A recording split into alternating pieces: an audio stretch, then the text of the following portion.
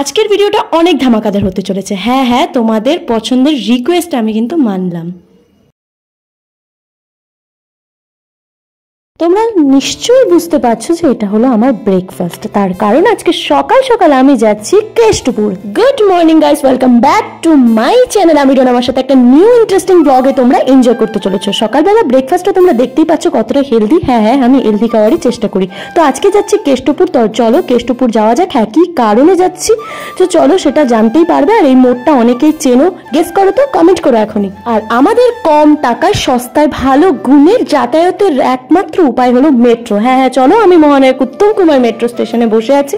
সেখান থেকে আমি যাব শোভাবাজার। শোভাবাজার থেকে আমাকে র্যাপিডো বুক করে দেবে, সেখান থেকে আমি চলে যাব কেষ্টপুর। তোমরা অলরেডি আমার মিনি ব্লগ দেখে নিয়েছো কেষ্টপুর কেন যাচ্ছি আর কি কারণে, সেটা অবশ্যই বুঝতে পেরেছো। হ্যাঁ, আমার নেল এক্সটেনশনের জন্য আমি যাচ্ছি, সেখানে একটা প্রমোশন ভিডিও ছিল। তো চলো, শোভাবাজার একদম আমি মেট্রো স্টেশনের কাছেই দাঁড়িয়ে আছি র্যাপিডোর জন্য। র্যাপিডো এত দেরি করছিল, তার জন্য ভাবলাম না একটু মৌসুম্বির জুস খেয়ে নিই। হ্যাঁ, সকাল সকাল একটু যদি জুস এইসব জিনিস খাওয়া যায় তাহলে কিন্তু ভালোই হবে। তো ভাবলাম র্যাপিডো আসতে দেরি করছে, একটু পেট পুজোটা করেই নিই। আর আমার না খুব ভালো লাগে এগুলো ছোট ছোট জিনিস যদি আমি ট্রাই করি খাবার জিনিসের। তারপর যে জুস খেয়ে আসছিলাম একদম গন্তব্যস্থলে র্যাপিডোর জন্য আবার ওয়েট করতে, তারপরে চোখে পড়লো এই সুন্দর দোকানটা, মানে ধোসার দোকানটা।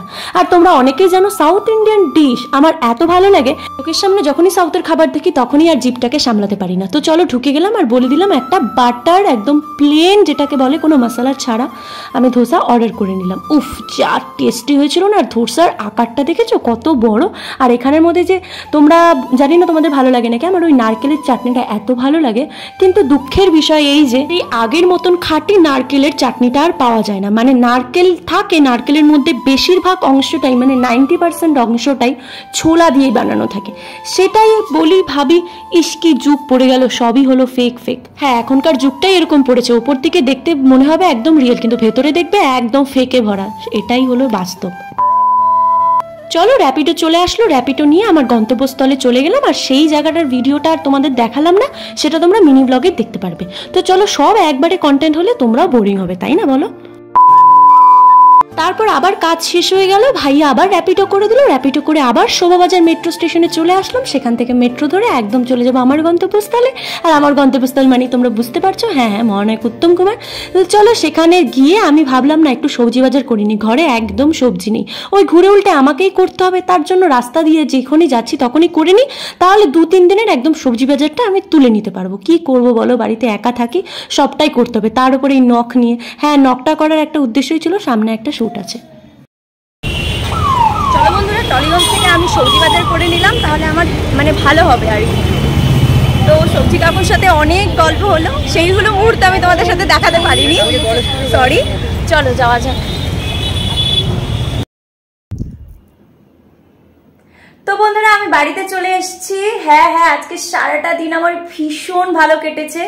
কিন্তু বাড়িতে আসার পথে আমি রুটি নিয়ে এসেছি, মানে আমার রাতের খাবারের বন্দোবস্ত তো আমাকে করতে হবে, সেই জন্য রুটি নিয়ে এসেছি। কিন্তু আমি না রুটির দোকানে গিয়ে আমি অনেক ট্রাই করেছি যে রুটির দোকানে যে ছোলা, বাঁধাকপির ঘন্ট, ছোলার ঘন্ট, ডিমের কারি এইসব হয় না, এইসব খুব একটা ভালো লাগে না। সেই জন্য আমি ভাবলাম যে না, একবারে সবজি বাজারও করে নিয়ে এসেছি যেহেতু, তাহলে ঝিঙে বটি করা যাক। চলো ঝিঙে বটি করা যাক। তোমাদেরকে আমি একটা কথা বলি, তোমরা যারা চাইছো আমাকে দিয়ে অ্যাজ এ মডেল বা আমার ইউটিউব চ্যানেলের মাধ্যমে তোমরা বিভিন্ন ধরনের প্রমোশন ভিডিও করবে, মানে এই ধরনের স্যালুন বগেরা, তোমাদের শাড়ির দোকান, কোনো বিজনেসের দোকান, তাহলে কিন্তু আমার সাথে কন্ট্যাক্ট করতে পারো।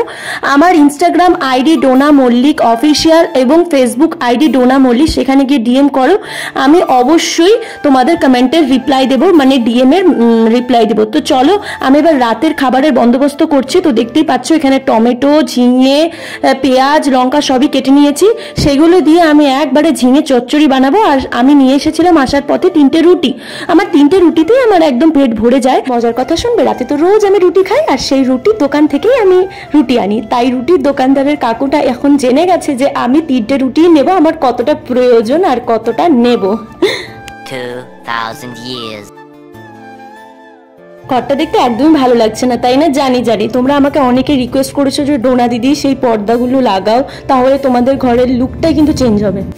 তো বন্ধুরা, আমার মিশো থেকে চলে আসলো এই যে কার্টেন সেট। আমি ওই জায়গাটা সুন্দর করে সাজাবো। অনেক দিন ধরে ইচ্ছে ছিল যে ওইভাবে ব্যাকগ্রাউন্ডে ওই রকম কালো পর্দা, তার মধ্যে পর্দা নেই, কোনো ভিডিও করতে পারি না, ভালো লাগে না দেখতে। তো অনেকদিন ধরে ভাবছিলাম, কিন্তু অনেক কিছু কারণবশত সেটা আর হয়ে ওঠেনি। তো চলো আজকে এই দেখো আমি অর্ডার দিয়েছি, আমি হ্যাঁ ওপেন করে নিয়েছি অলরেডি। रहा नहीं जाता, तड़प ही ऐसी है ना। এই যে দেখতেই পাচ্ছ তার এক্সাম্পল ওপেন করেই নিয়েছি। কিন্তু চলো তোমাদের সামনে ওই বলে না গিফট বা কোনো কিছু আসলে কখন আনবক্সিং করব সেই অপেক্ষায় থাকি, আর তর সয় না যে ক্যামেরাটা বসাবো, ক্যামেরাটা অন করবো, তারপর ক্যামেরার সামনে আনবক্সিং করবো। তো চলো শেয়ার তো করা যেতেই পারে। এটার মধ্যে কি কি আছে দেখা যাক। এই যে আমি নিচে দেখো এখানে আমি ফটো দিয়ে দিচ্ছি, তোমরা দেখতে পারবে। এই যে তার সেটটা, 3টে কার্টেন সেট, ঠিক আছে। এটা কত নিয়েছে আমি এখানে দিয়েই দিচ্ছি, তোমরা সামনে দেখতেই পাচ্ছ। তো চলো একবারে খুলবো ওখানে গিয়ে। এই যে সুন্দর পর্দা, আর কোয়ালিটিও খুব ভালো হয়েছে। আমি খুলেই পেয়ে তাই না তোমাদের সামনে দেখাতে, কোয়ালিটিও খুব ভালো এসেছে বন্ধুরা, কোয়ালিটি নিয়ে কোনো কথা হবে না। আমি একটু পুরোপুরি রেড না, একটু মেরুন রেডের ওপর আমি এই পর্দাটা নিয়েছি। আর এই 3টে কার্টের মধ্যে হোয়াইটটা ছিল, অ্যান্ড হোয়াইটের আর আমরা সবাই জানি রেড অ্যান্ড হোয়াইটের কম্বিনেশন কিন্তু খুব ভালো। এই যে হোয়াইটের কোয়ালিটিটাও খুব সুন্দর এসছে, খুবই সুন্দর এসছে। তো চলো এটাকে, যে আমার ঘরে যেহেতু ওই ইসেগুলো নেই, মানে রডগুলো যে থাকে ওটা নেই, তো আমাকে এটার মধ্যে অ্যাডজাস্ট করতে হবে। চলো আমি সুন্দর করে এইভাবে সাজাচ্ছি। আর এটা হলো আমার এই পাশের জানলাটার সিঙ্গেল পর্দা।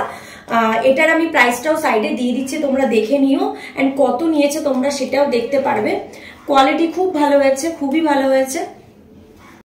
A few moments later. কোনো জিনিসই কিন্তু পুরনো হয় না। হ্যাঁ বন্ধুরা, এই যে কালো পর্দাটা আমি জানি অনেকটা পুরনো হয়ে গেছে, কিন্তু এই কালো পর্দার যে একটা মাহাত্ম্য, একটা ইতিহাস, সেটা আমার জন্য খুব ভালো, একটা বলতে পারো খুব ভালো। তার কারণ যখনই আমি ব্যাকগ্রাউন্ড সম্পর্কে জানতে পেরেছি, ফার্স্টে কিন্তু আমি এই কালো পর্দাটাই বানিয়ে এনেছিলাম কোচবিহারে। সেই ভিডিওগুলো তোমরা আগে আমার চেক করতে পারো। তাই এই নয় যে নতুন আমার পর্দাগুলো এসেছে বলে আমি কালো পর্দাটাকে অবহেলা করব। কালো পর্দাটাও আমি সুন্দর করে ধুয়ে ভাঁজ করে রেখে দিয়েছি, আমার কিন্তু কাজে দেবে। হ্যাঁ, কোনো প্রমোশনের ভিডিওতে কিন্তু ওরা রিকোয়ারমেন্ট থাকে যে ম্যাম তুমি এই গ্রিন পর্দা বা ব্ল্যাক পর্দার মধ্যে তুমি কিন্তু এই ভিডিওগুলো বানাবে, তখন তো আমার কাছে কালো পর্দার অপশন আছে, তখন আমি এটা কাজে লাগাতে পারবো। তাই এইটা শিক্ষণীয়, নতুন জিনিস আসলে কখনোই পুরনো জিনিসকে অবহেলা করতে হয় না। লোহার দাদি আমি গাচ্ছিলাম পেরে, কিছুতেই হচ্ছিল না। দাঁড়াও, আমার বুদ্ধির শেষ আছে নাকি? তো চলো রাস্তা দিয়ে আমি এই পাথরটা কুড়িয়ে এনেছি। কি বলবো বন্ধুরা, এটাই হলো আমি ডোনা মল্লিক, অনেক কষ্টে।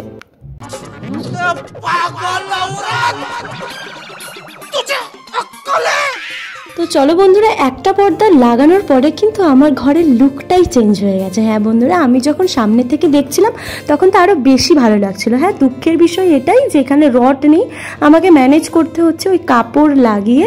তারপরে আমি সেই কাপড়ের মধ্যে একদম টাইট করে, হ্যাঁ প্রথম হচ্ছিল না, এত শরীরে তো জোর নেই, শরীর তো একদম শুকনো কাঠি, মানে একদম ফু দিলে বাতাসে উড়ে যাবো। তো চলো দেখে নাও ফাইনাল লুকটা।